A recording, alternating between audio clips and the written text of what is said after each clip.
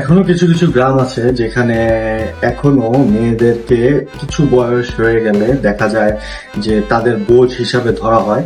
তো এরকম আজকে একটা গল্প নিয়ে আসছি, যে গল্পে এরকমই তাদের বাড়িতে একটা মেয়ে থাকে, সেই মেয়েটাকে তাদের ফ্যামিলির বোঝ হিসাবে ধরা হয় এবং কিভাবে তাড়াতাড়ি সেই টেনশন থেকে রিলিজ পাওয়া যায় এর জন্য তাকে বিয়ের যে চিন্তা ভাবনা, গ্রামে যে অল্প বয়সে বিয়ে দেয়, এখানে অল্প বয়সটা না, ওইখানে বয়স জিনিসটা দেখানো হয়েছে এসএসসি বা এইচএসসি এরকম এরকম টাইমের মধ্যেই বিয়ে দিয়ে দেয়। মেনলি এখানে দেখানো হয়েছে এইচএসসি পরীক্ষা দিবে দিবে এই টাইমেই একটা মেয়েকে বিয়ে দিয়ে দেওয়া হয়। তো এরকম একটা গল্প নিয়ে আজকে আসছি আমি, জিহাদ। আজকে আপনাদের সাথে আবারও একটা নাটক নিয়ে আসলাম, যে নাটকের নাম প্রেম পিয়াসী। তো এই প্রেম পিয়াসী মেন লিডে কাজ করছে জোবান ভাই আর তটিনী। তো এরা দুজন তো জানেনি, অ্যাজ ইউজুয়াল সব সময় মোটামুটি তাদের সুন্দর সুন্দর নাটক নিয়ে আমি রিভিউ করতেছি। তাদেরকে তারা কিভাবে কিরকম অভিনয় করে সেই জিনিসটা তো আপনাদের বলতে হবে না, বাট এই নাটকটা একটু ডিফারেন্ট নাটক। এখানে দুইটা জিনিস, একটা হলো গ্রামের মেয়েদের যে ট্রিট করা হয়, আর একটা জিনিস প্রবাসীরা কিরকম প্রবলেম ফেস করে। এই দুইটা জিনিস নিয়ে আজকের মেন বিষয়টা। তো এই গল্পটা আসলে এই দুইটা কেন্দ্র বিশেষ করা হয়েছে, এবং একটা মানুষকে কতটুকু ভালোবাসলে সেই মানুষটার প্রতি যে সম্মান এবং তার যে রেসপেক্ট, এই জিনিসগুলো তুলে ধরা হয়েছে। তো চলেন আজকের গল্পে যাওয়া যাক, কারণ গল্প তো মোটামুটি অনেক বড়। তো আমার আজকের একটু ডিটেলসটা কম দিব, তো মোটামুটি একটা গল্প নিয়ে তারপরে শেষ করব। তো চলেন গল্পে যাই। তো একটা দুষ্ট মেয়ে, যে তত্রিনী, গ্রামে এখান থেকে এখানে উড়ে বেড়ায়। তো এরকম একটা মেয়ে, সে যখন এইচএসসি পরীক্ষা হয় ওই টাইমে তার ফ্যামিলি থেকে একটা বিয়ের কথা বলে। তো ওই দিনই তো সে অনেক পাড়ায় ঘোরাঘুরি এগুলা হাবিজাবি করে, তাকে বাড়িতে অনেক রাগারাগি করা হয় কেন সে এই জিনিস করছে। তারপরে তাকে সাজিয়ে বুঝিয়ে একটা ফ্যামিলির সামনে এনে বসানো হয়, যে ফ্যামিলিতে তাদের যে ছেলেটা বিয়ে করবে সে প্রবাসে থাকে। তো প্রবাস থেকে ভিডিও কলে মেয়ে দেখে পছন্দ করে আমাদের নায়ক জোবান ভাই। তো জোবান ভাই যখন নাটক মানে এইটা দেখে পছন্দ করার পরে তারপরে তাদের বিয়ে ঠিক হয়, কিন্তু এটা মেয়ের অমতে করা হয়, মেয়েকে জোরপূর্বক করা হয়। তো এর জন্য দেখা যায় যে মেয়ে চায় যে ছেলের সাথে একটু কথা বলতে, জিনিসটা শেয়ার করতে, যে তার মনের বিরুদ্ধে যে এই বিয়েটা ঠিক করা হয়েছে। তো তখন সে কোনোভাবে তার ভাবির সাথে কথাবার্তা বলে কোনোভাবে নাম্বার ম্যানেজ করে ছেলের সাথে কথা বলে। ছেলের সাথে কথা বলার পরে জানতে পারে যে ছেলেটা অনেক ভালো, সে যেরকম একটা ছেলে চায় সেরকম একটা ছেলেই এই ছেলে। তো তখন যে সে এই বিয়েতে রাজি হয়ে যায়। রাজি হয়ে যাওয়ার পরে তারপরেই আসে মেন ফ্যাক্ট, যে ছেলে কোনোভাবেই দেশে আসতে পারতেছে না, তার তো বিয়ে করাটা সম্ভব না। তখন মেয়ের ফ্যামিলি থেকে আসলে যে ফোর্স পূর্বক যে না অন্য জায়গায় বিয়ে দিয়ে দেয়, এইসব জিনিস চলে আসে। তো এখনো আমি অনেক জায়গায় দেখছি যে এরকম হয় যে বিদেশে থাকাকালীন ভিডিও কলে কবুল বলে একটা বিয়ে শাদী করানো হয়। তো এই জিনিসটাই এখানেও হয়। হওয়ার পরে এখন মেয়ে তো দেশে থাকে আর ছেলে বিদেশে, দুজনের সাথে কথাবার্তা কমিউনিকেশন চলতে চলতে চলতে চলতে পাড়া প্রতিবেশী কিন্তু নানান কথা বলতে থাকে তাদের বিষয়ে, যে ছেলে হয়তোবা ইচ্ছাকৃত আসতে চাচ্ছে না, না হলে ওই দেশে আরেকটা বিয়ে করছে, এরকম টাইপ অফ কথা চলতে থাকে। জানেনই তো আমাদের সমাজের কথা, আর কি বলবো, তাও যদি সেটা গ্রামের হয়, ওইখানে তো ছোট তিল থেকে তাল বানায়। তো যাই হোক, এখন তাদের মেন গল্পতে আসি। তো মেয়ে তাকে বলে যে যেমনি হোক 7 দিনের মধ্যে দেশে আসতে। এর মধ্যে যৌবানের সাথে আর কোনো যোগাযোগ করে না, তো তিনি তার কলে রিপ্লাই দেয় না, যখন দিতে থাকে না। তো এক টাইমে সারপ্রাইজ দিতে চলে আসে যৌবান, হঠাৎ করে এসে সে দেশে আসে। দেশে আসার পরে তাদের যে বিয়ের জীবন সেটা নতুন করে শুরু করে। এখানে তো তিনি অনেক ভয় পায়, তারপরেও অনেক সুন্দরভাবে হ্যান্ডেল করে জোবান ভাই। হ্যান্ডেল করে তাদের দুজনের মধ্যে একটা ভালোবাসা ক্রিয়েট হয়। দুজনের প্রতি যে কেয়ার থেকে শুরু করে যে ভালোবাসাটা থাকে পারফেক্টলি একটা গ্রামের যে ভালোবাসা, সেই ভালোবাসাটা এই গল্পতে একদম পারফেক্টলি ফুটে তোলা হয়েছে।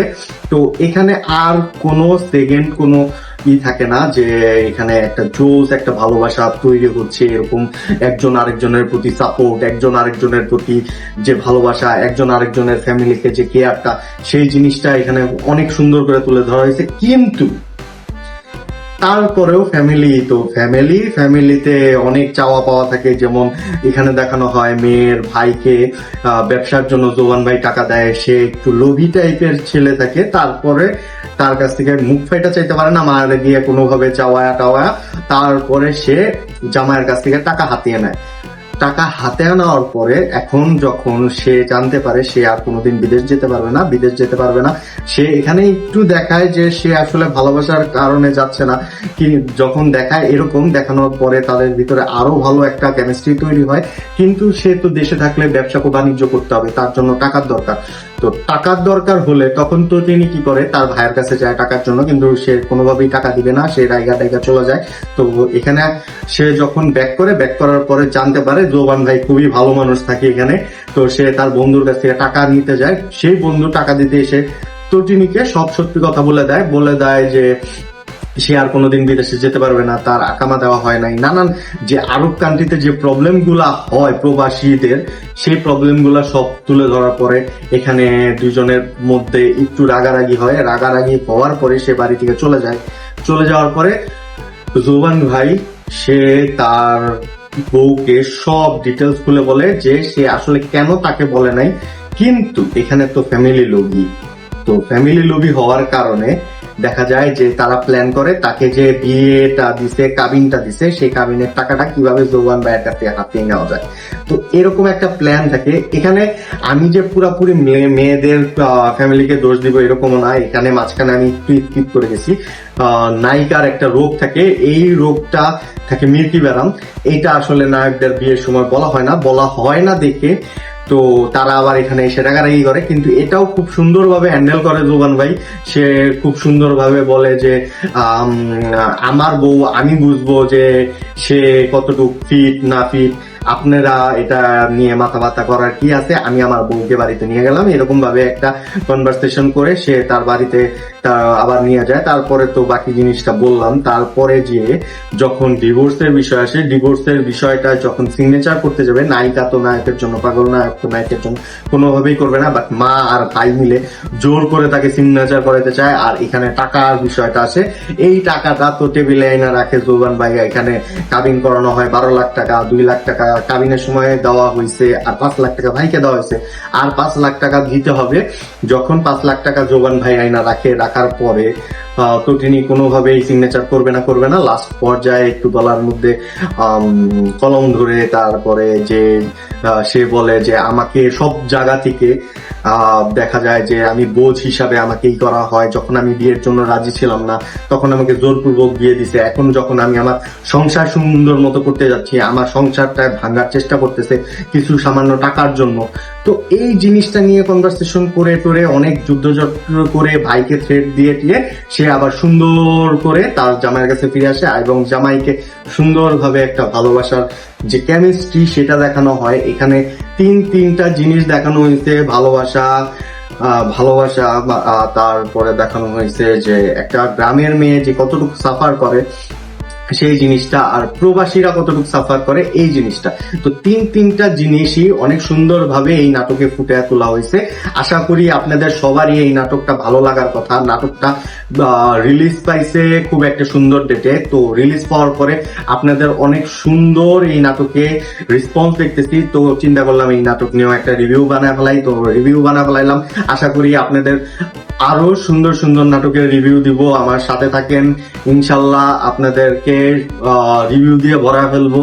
সুন্দর নাটকের যেটাই আসবে সেটাই রিভিউ হবে, খারাপ হোক আর ভালো হোক।